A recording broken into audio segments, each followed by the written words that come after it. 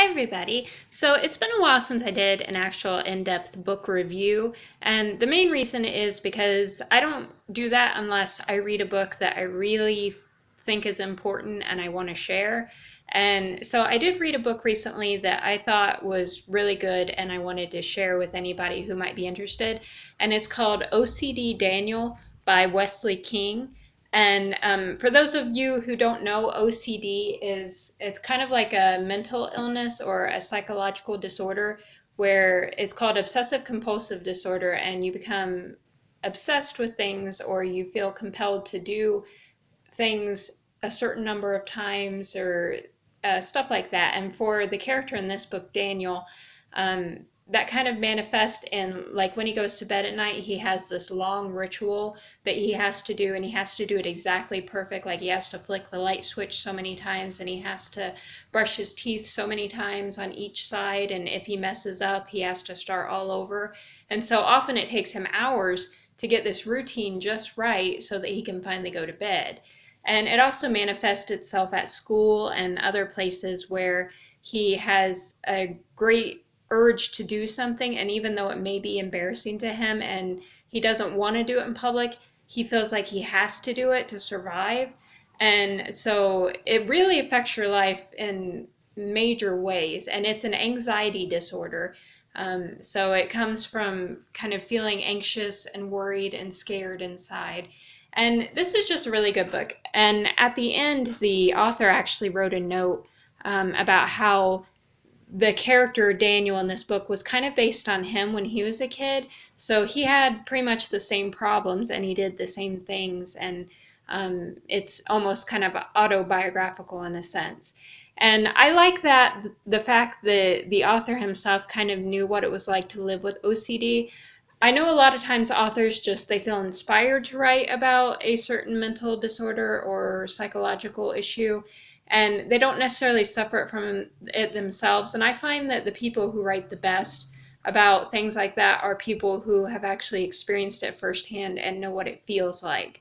I mean, it's one thing to read about it or even to have a family member with it or something. I mean, you definitely get a perspective from that kind of experience, but it's something totally different to actually live with it yourself. So if you guys, any of you are interested in OCD or you're interested in anything, kind of like about that, I would definitely check out this book. And it is a middle grade book, so it's for kids, like ages 8 to 12 or so.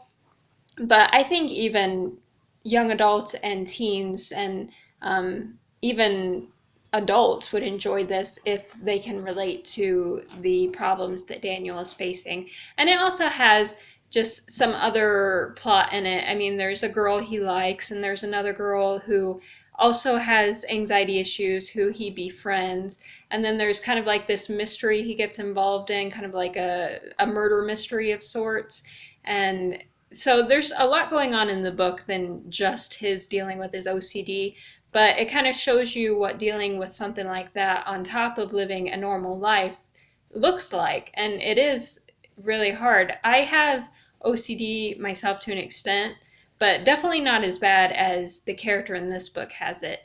I have Asperger's syndrome, which I don't know if I've talked that much about that lately, but I do. And OCD often comes along with that, but at least it's not as bad as some people have it.